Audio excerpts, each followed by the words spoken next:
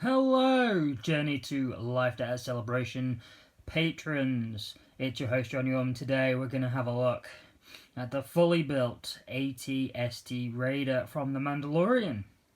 Now, without further ado, let's take a look at the set. So there we go, in all its glory. It's a bit of a tall one, and we've got the minifigures down here, so let's just pop down to see the minifigures. So here we have Mandalorian, Cara Dune, and the two Klatooinian Raiders. Let's take a look at the minifigures first. So there we go, Mando. Looks pretty good.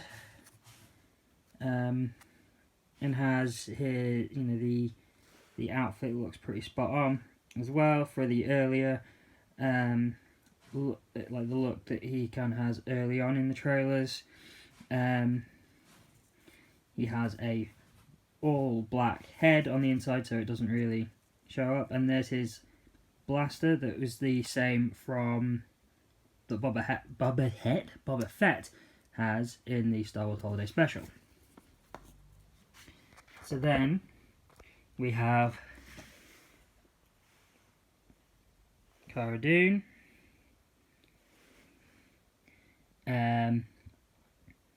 I like the hairpiece. The hairpiece is pretty interesting. I've not seen it before, but it's probably been used on something like Gamora. Falling over. So you can see the outfit here. Looks pretty good. And you can even see a little black dot. Can you just see it? Yep, little black dot that is her rebellion symbol tattoo. I don't think I think it just is a dot on the figure. So that's the first Klatooinian Raider. I like his little shoulder piece here. Little angry face, little bulldog angry face, and two blasters that are the same kind of pieces that are used for Jango Fett, just in black. And a second Klatooinian Raider, this time with a larger gun, different chest, different torso design, and a different kind of accessory for his head. Same face design though. Oh, and he's dropped his gun. So, let's take a look at the AT-ST Raider. We'll just move these guys out to one side for now. So, we'll start at the bottom. So, the feet, nice looking stickers on the feet. As you kind of move up the legs, you see like the different... Hey, Oscar! the different kind of paint jobs that the Klatooinians have given this. Now, in pictures of the actual vehicle from the series, this is actually a net of some sort, but I think it's been nicely represented here with these cables.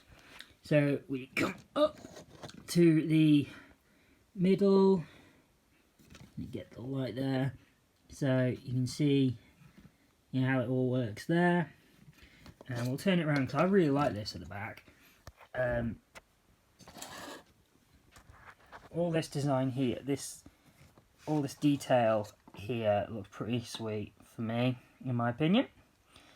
And we've got the knob to rotate the head, and the back of the vehicle, the back of the cockpit, and we'll spin it right round, and we look at look at the front of the cockpit.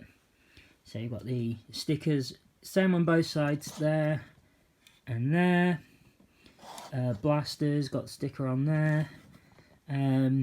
Weapon. I like the use of the different colours. So you've got dark grey, grey, and brown, and some red, of course. And we'll just crack her open, and there's the inside, and there's a spot there for a blaster as well, just here, and a knife, and the sticker on the control panel. So yes, that is the AT-ST Raider. I'll spin it back round. It's a nice build, good solid build. Hi Lily. Don't nuzzle that. Good girl. It's a good solid set. A nice enjoyable build. Lily, I'm recording. Go over there. And it looks nice. It's a it was an enjoyable build. I can't say anything less than that. Problem for me was it was very similar to building the ATST from Rogue One. So what I've done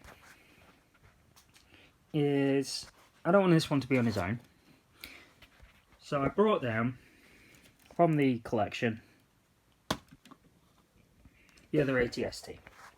And let's take a quick comparison here, because these sets for me, when I was building them, were very similar.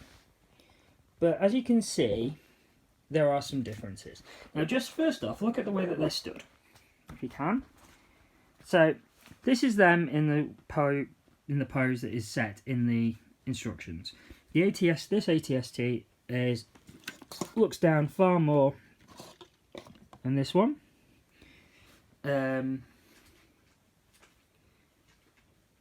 So that's part of the difference. I think that's partially kind of, this one feels taller, probably because of this.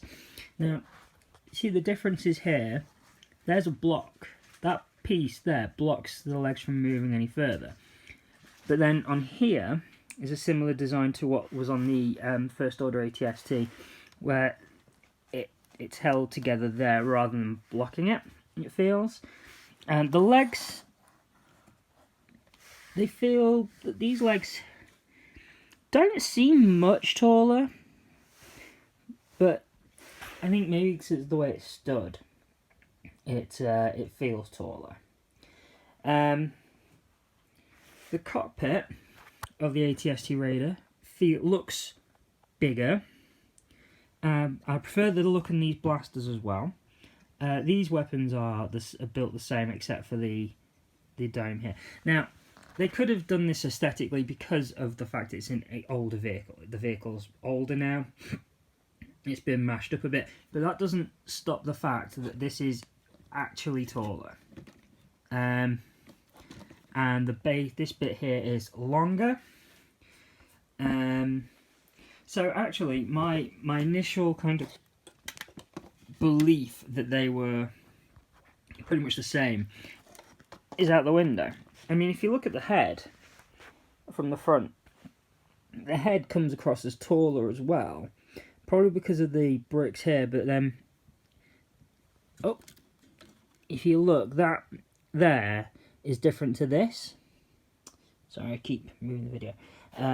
So this here, different to this, but then it feels taller because you see more studs here than you do here, I think. I mean, the weapons are pretty much the same. I mean, this one doesn't have the hammer to secure it in there, but it's secure anyway. But yeah, I think overall, my initial assessment that it was essentially the same set with just a couple of colour changes was initially quite wrong. So yeah, I can't really. I'm not really going to complain. I can't sit and complain anymore about it because it is different. It does look different when you put them together. They feel different. So yeah, there we go. I mean, the tops are actually bang on the same here, and here they are exactly the same. So they've probably taken some of the elements, have kept elements of the previous version to use in this version, but you know, if they could, you know, if I was to like redo this, but in this design, in this color scheme, I think it would be like the perfect ATST for this size. So it isn't just a rehash; it's a slight upgrade as well. So I'm not going to complain. So there we go. I just would like to say thank you very much to you for your continued contributions to the blog and podcast. It's greatly appreciated, and it goes towards getting new equipment and new things to discuss, review, and make the podcast quality and the blog quality even better. So thank you again, and punch it chewy.